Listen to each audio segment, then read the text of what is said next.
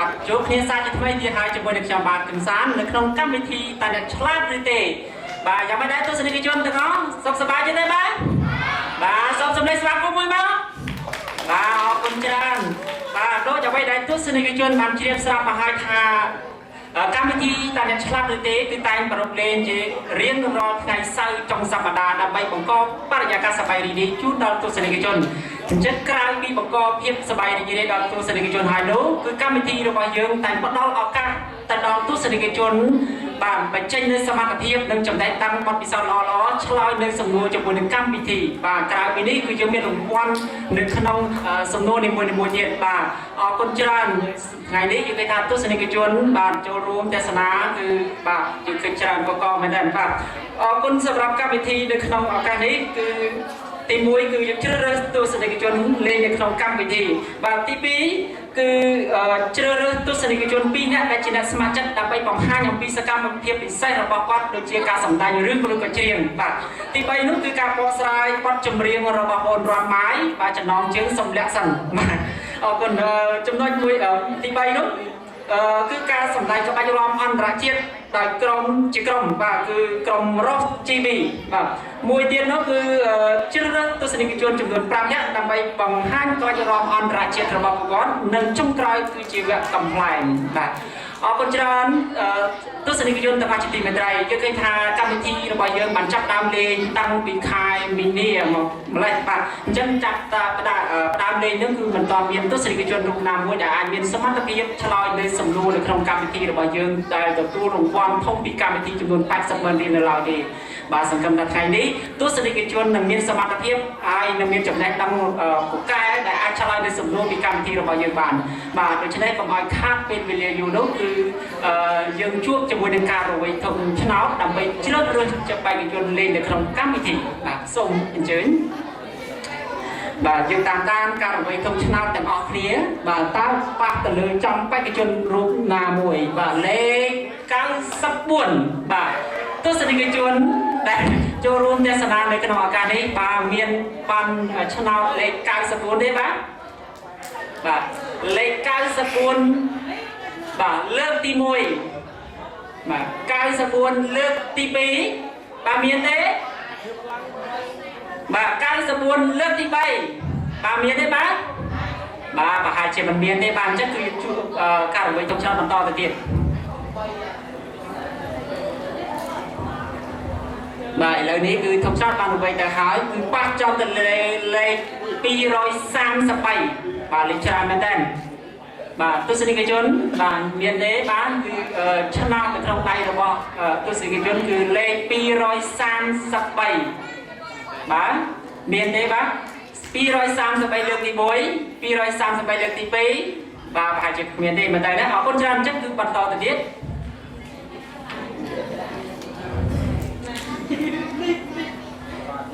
បាទឥឡូវនេះគឺធំឆ្នោតរបស់យើងគឺរវៃប៉ះចំទៅលើលេខ102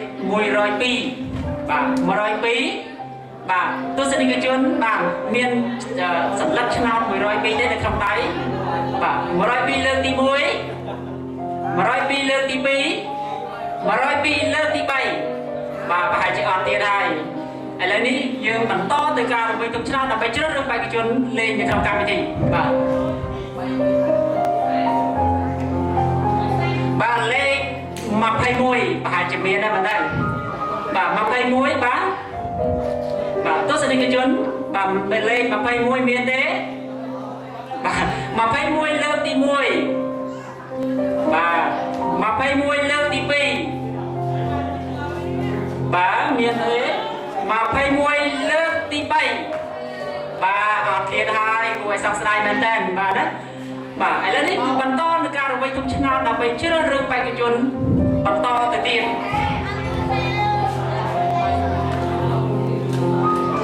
បាទលេខ161បាទមានទេបាទ161លើកទី1បាទ161លើកទី2បាទ161លើកទី3បាទមានទេអត់ទៀតហើយណាគួរសោកស្ដាយមែនទែនបាទសុំមួយទៀតអញ្ចឹងការរំលឹកទុកឆ្នោតមួយទៀត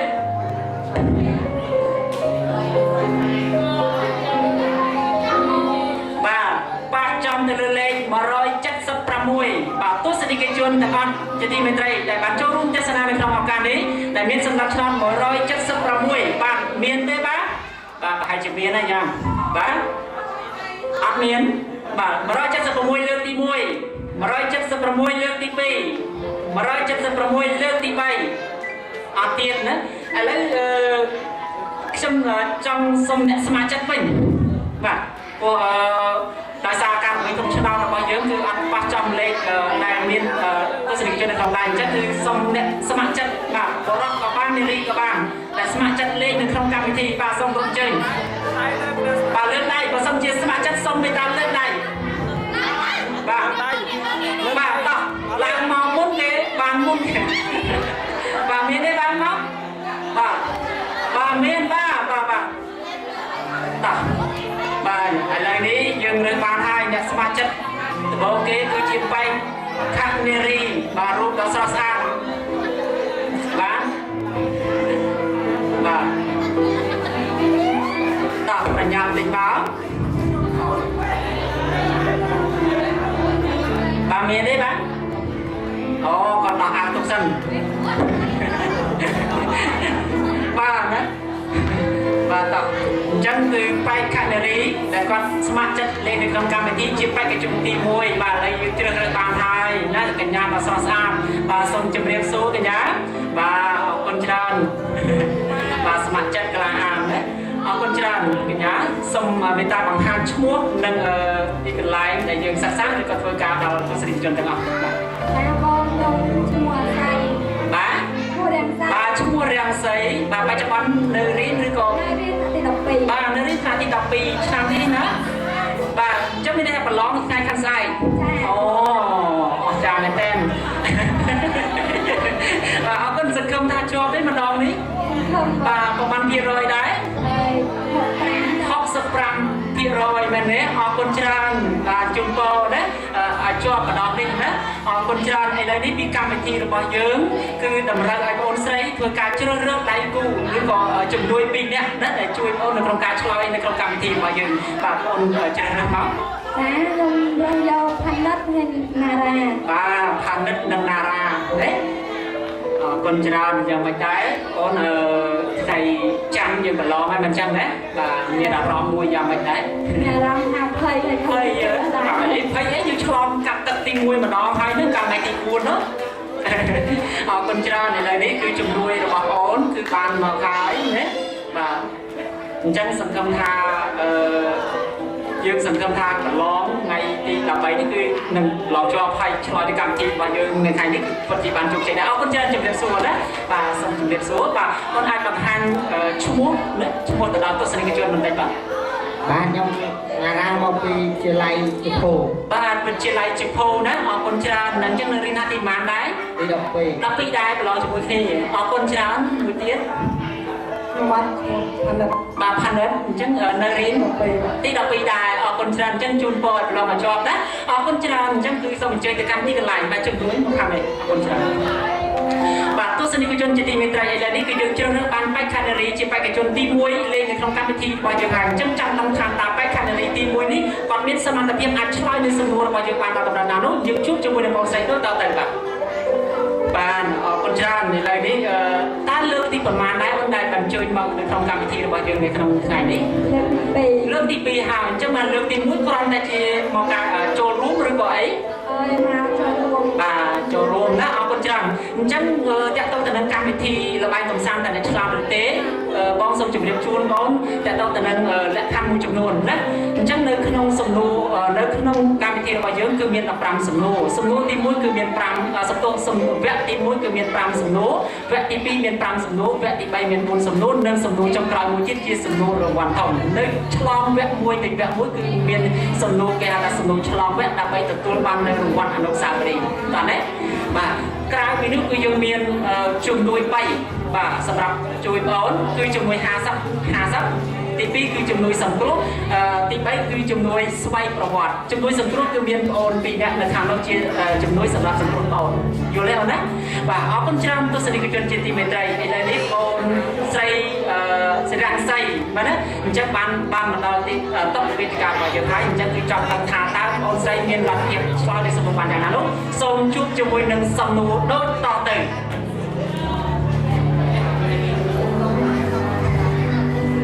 ว่าสำนูตีมวยในขนมแบบตีมวยซัวถาตาเปียกขังกรำนี่เปียกนามวยได้สอเซตรำตรัง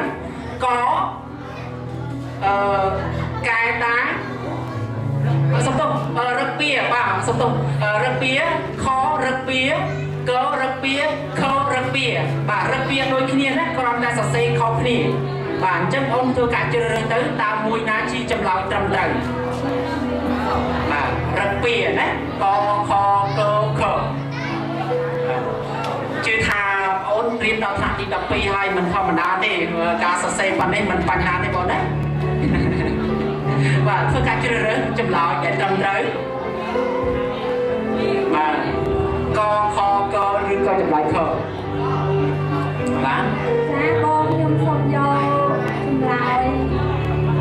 chùm lại khờ và anh lời ní ôn phương cách chơi rớt vô chùm lại cơ cứ chia chùm lại trong cào và chắc và rất bia na chấm lại cơ cứ chỉ chấm lại bà con chấm làm nhà nó lúc sau mình làm bằng hai nơi chấm lại và họ con chấm lại đây cái thà sum nô ti muối từ bọn bạn chơi ra lại mình chấm vào đó chấm bắn to từ lời sum nô ti pi bắn to từ tiền